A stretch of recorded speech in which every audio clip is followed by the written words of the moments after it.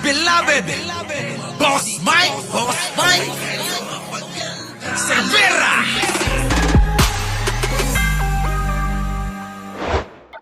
Isipin din natin.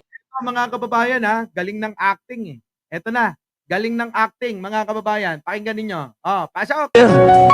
Isipin din natin kung anong itinanim ni PRRD sa bansang ito. Oh, isipin din natin kung ano ang itinanim ni Digong sa bansang ito. Oo, thank you naman. Oo, ha? Okay, Armac. Opo, ha? Thank you. Di ba? Oh. Tapos, ano? Isipin daw natin yung tinanim daw ni Digong eh. Oh. Nilabanan natin ng komunista. Nilabanan natin ang komunista! Walang niya. Nilabanan. Thank you naman, Leonora Brown. Alam nyo, sabi ko nga sa inyo, naniniwala ako sa kasabihan na ano, ha? Ang nagpapakababa ay itinataas at ang mga nagpapakataas ay ibinababa. Oh. Eto na daw, lumaban daw sa komunista. Pasok. Talaga bang yan ba talaga ang kapalaran ng mga presidenteng lumalaban sa komunista? Alak ka! Mga kababayan, yun po yung sabi niya. Talaga bang ganyan ang kapalaran ng mga presidente na lumalaban sa komunista? Eh sino ba? Sino ba yung sinasabi niya, mga kababayan? Ano? Ha? Sino? Ha? Oh. Eto ba? Eto ba yung lumaban sa komunista, mga kababayan? Panoorin ninyo. Ibubuko natin. Pasok! Mabuhay! Eto ba, Robin Padilla? Binoy! Binoy. Ah, di ba yan, oh? Idol mo? Di ba yan? Yung idol mo, yung sinasabi mong ano, patok. Eto, yung patok, oh. Patok na patok. Oh, libayan. Ah, libayan, oh. Pakinggan mo, ha. Libayan, ha. Hoy ang NPA! Mabuhay! Hoy ang NPA! Mabuhay! Duterte has already been announced, if accurately, by the Inc. as their official candidate. But he is also accepted as the official candidate of the NPA. Kita nyo? Accepted niya. Aminado, mga kababayan, eh. Aminado talaga to si Duterte na, ano, makakaliwa ito, eh. Oh, ngayon, paano ito? Paano kaya pangangaturanan ng mga DDS ito? So we have an NPA candidate. Oh, so meron tayong NPA na kandidato daw, sabi ni Miriam, na isa pong idol ko. Oh, tuloy. Ito naman, yung leader ng komunista. Pasok. Duterte himself is the best recruiter. Kita nyo? O, paano to? Robin Padilla. Sabi mo, lumalaban siya komunista. Eh, the best palang recruiter, sabi nino, yung namayapa na si Jose, ano ba to? Ha? Itong leader, si Joma Sison. Eh, the best recruiter pala yan eh. Si Digong eh. Ayaw mismo rito.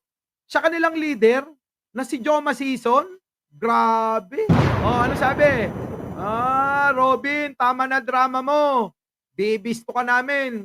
The recruiter of the for the revolutionary movement and the Talaga? Ulit nga? Dito. Duterte himself is the best recruiter of the for the revolutionary movement and the best supply and transport officer. Grabe, mga kababayan, laki pala ng partisipasyon ni Digong. Saan? Sa komunista. Kita nyo, mga kababayan? Ang laki ho ng partisipasyon ni Digong sa komunista. Tapos sasabihin ni Binoy, ano, yan daw ba ang mapapala ng isang naging presidente na lumaban sa komunista? Grabe, no? Grabe ang mga drama nila. Nag-iiyakan pa. Pero mga kababayan, hindi nila tinitignan si Pangulo. Si Pangulo, mga kababayan, hindi ganyan. Ano, ginagawa niya? Puro programa para sugpuin na yan. Sugpuin sa mapayapa, hindi sa kaharahasan. Ganon din, ang pagsugpo niya sa droga. Sinusugpo niya ito ng naayon sa saligang batas. Sinusugpo niya ng sa pamamagitan ng tamang proseso na may due process. Si Digong, patayan dito, patayan doon. Katayan dito, katayan doon. Ha? Gahasaan dito, gasahaan doon. O, kita nyo? Maging doon sa loob ng KOGC, na kaibigan, best friend ni Digong, mismong yung leader nilang si Kibuloy, araw-araw nang gagahasa. Yung ba yung idol ni Libayan? Libayan! Yung ba yung mga idol mo? Ha? Sila Digong, sila Kibuloy, yan, mga yan? Mahina. Kapsut kalakay. Oo. Yung nararamdaman ni Libayan, tingin ko lang pansarili ko lang itong opinion. Tingin ko ano lang yan selos nyo lang yan sa Malacanang. Tingin ko lang yun akin lang, paningin nyo, personal. Opinion ko yun. Tingin ko selos nyo lang sa Malacanang kasi hindi dinala si Magalong ng Malacanang. Iba yung sinuportahan. Diba ba? Eto si Pangulo, good news. Para may bonus. Pasok! Itong programa na ito ay sana magawa natin sa buong Pilipinas. Ginawa na natin ito sa CAR. Gagawin natin ito sa Mindanao, sa buong Mindanao. Kaya mabuhay si BBM! Yun Mabuhay ang magsasakang Pilipino! Salamat po.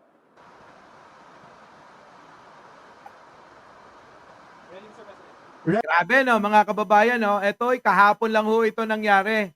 At si Pangulong Bongbong Marcos ay nagbigay na naman ng mga kung ano-anong mga regalo at proyekto sa mga taga-Sarangani. Opo taga-Sarangani po mga kababayan. Tuloy. Ay ang magsasakang Pilipino! Itong programa na ito ay sana magawa natin sa buong Pilipinas. Ginawa na natin ito sa CAR. Gagawin natin ito sa Mindanao, sa buong Mindanao. Kaya mabuhay si BBM! Yun, kita nyo? Gagawin po yung proyekto na yan. Hindi lang po sa Sarangani, kung hindi po sa buong Mindanao. Kayong mga taga Mindanao, talagang mahal na mahal kayo ni Pangulong Bongbong Marcos. Opo mahal na mahal ho kayo ni Pangulong Bongbong Marcos. Tuloy. Mabuhay ang magsasakang Pilipino! Yo! Salamat po. Ayan mga kababayan high-tech. High-tech na. Ready, Mr. President? At the count of 3. 1, 1, 2, 3. Yun There you have Grabe, tap-tap lang mga kababayan Tap-tap lang Makakapera na ba yan? it. The Agri Puhunan at Pantawid program is now officially launched. Maraming salamat po, mahal na Pangulo, at congratulations po sa ating lahat. Pinakamahalaga na bisita natin dito ngayon, kayo po, mga beneficiary dito sa ating Agri Puhunan ng Pantawid program. Marami na mahal kong mga kababayan, maayong adlaw sa atong mga pinalanggang kaigsunan dinhi sa Sarangani. Oy, magaling pala itong si Pangulo. Magaling pala itong magbisaya. Kailyak na imbag nga daw, amin. Naimbangal daw, apo. Lubos po akong nagagalak. Kita nyo nga yung mukha. Yan po ba yung mukha na may sakit, mga kababayan? Kita nyo naman mga kababayan, napakasigla sa kanyang edad mga kababayan, nalagpas na sa senior citizen. Senior citizen na ito si Pangulo. Kita nyo mga kababayan. Abay, nandyan pa rin yung sigla Na makabalik at muling makasama ang ating mga kababayan dito sa Mindanao. Ramdam ko po ang init ng inyong pagtanggap at isa pong patunay nito na pinagbuklod tayo ng iisang layunin na isulong ang mas masaganang bukas para sa bawat isang Pilipino. Yun? Kayong mga magsasaka ang haligi ng ating ekonomiya. Yun, no, totoo yan. Kaya nakapokus si Pangulo dyan sa mga magsasaka. Oo. Haligi talaga yan, mga magsasaka. Kaya mahal na mahal ni Pangulong Bongbong Marcos yan. Nako, oo. Sasaktan na naman mga DDS dito. Ang inyong pawis, pagod at sakripisyo ang siyang bumubuhay sa ating sektor ng agrikultura. Sa inyong mga kamay, nakasalalay ang pagkain sa hapag ng bawat pamilyang Pilipino. Kaya naman, nararapat na kilalanin ang inyong kabayanihan at suportahan ang inyong mga mithiin. Hindi po lingid sa ating kaalaman ang mga pagsubok na patuloy na iyong hinaharap. May ilang nga po sa inyo na napipilitang umutang ng napakataas na interes. Isang sitwasyon lalong nagpapabigat pa sa inyong pinagdadaanan. Kita nyo, sa totoo lang, kita nyo, no? Grabe. Oo. Minsan kapag may mga ganito mga kababayan, naiiyak ako eh. Oo, naiiyak ako. Kaya wag na natin ituloy. Pero mga kababayan, ito, wag nyong kakalimutan to mga kababayan. Ito nga, isusunod ko po, mga kababayan, wag nyong kakalimutan ito. Sa totoo lang. Opo. Oo, ano yung isusunod mo, Boss Mike? Ay, wait lang, hinahanap ko pa. Sapagkat ito, mga kababayan, alam nyo na. Oh, nasan na yon? Yun. O, nakita ko na. O, so, mga kababayan, kasama natin si Pangulong Bongbong Marcos. Tayo'y napakahaba na ng oras. O, mangyari po sana, konting kahilingan, huwag nyong kakalimutan na mag-like, mag-share, at mag-subscribe. Ako po, ang inyong lingkod. Opo ha, Mike Cervera po, nagpapaalam na magsasara na ng tindahan. Ha? Ang aking isusunod po na ipapalabas ay wag nyo hong kakalimutan. Ano po? Bawal ho ang makalimot dito, mga kababayan. Kaya ano pa, hinihintay natin. Eto na, mga kababayan. Muli, ako po ang inyong lingkod, Mike Cervera po, laging nagsasabing, mahalin natin ang ating kapwa, ipagdasal po natin lagi ang ating bansa. Magandang umaga, magandang hapon at magandang gabi. Sa mandako ng mundo, naroon kayo. Siyempre, magandang buhay na rin para sa ating lahat. Maraming salamat po.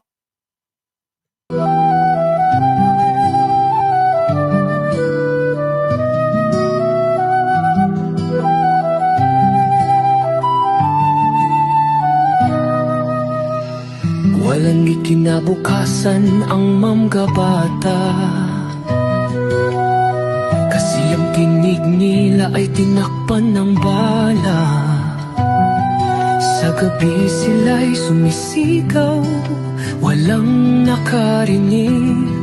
Sa umaga'y bangkay na pinatikom ang pipig. Kung batas ay hindi patas sa mahihirap, pagkat ang proseso ay hindi nahagilap. Mga may kapangyarihan lang ang malakas, tila piring ng hustisya ay butas. Sa dilim ng araw, sino ang lalaban? Sa mga nalapaano na ang katarungan? Sa bawat luha ng inang nagdadalamhati, sumpa ng hustisya, kailan ba mananatili? Sa dilim ng araw, sino ang lalaban? Sa mga nawala, paano na ang katarungan? Sa bawat luha ng inang nagdadalamhati, sumpa ng hustisya, kailan ba mananatili? Nagtanong lang, tinawag ng demonyo, hinulit, pinatay, parang hindi Pilipino. Mundo'y tahimik, takot ang naghahari, dahil sa presidenteng demonyong makapili. Ngunit di mawawala ang alaala, ipaglalaban natin ito hanggang makakaya. Sa bawat kandila, sa bawat dasal, hustisya ang isisigaw sa tulong ng may kapal.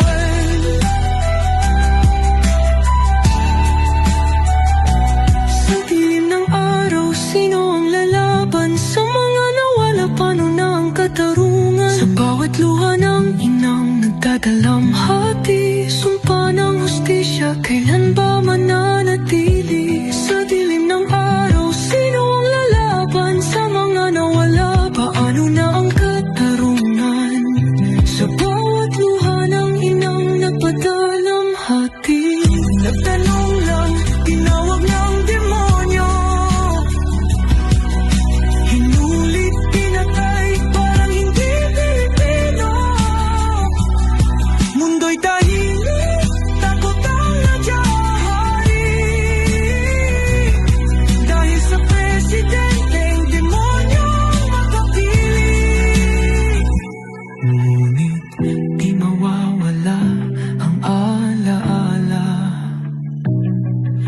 Ipaglalaban natin ito hanggang makakaya.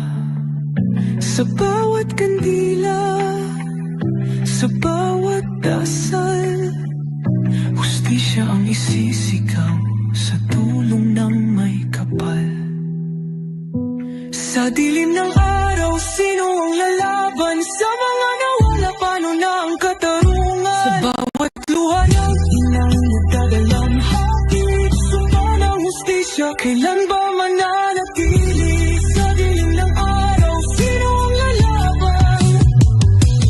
Walang kinabukasan ang mga bata, kasi ang tingin nila ay tinakpan ng bala. Sa gabi sila'y sumisigaw, walang nakarinig. Sa umaga'y bangkay na pinatikom ang bibig. Kung batas ay hindi batas, sumahihirap, pagkat ang proseso ay hindi nagila.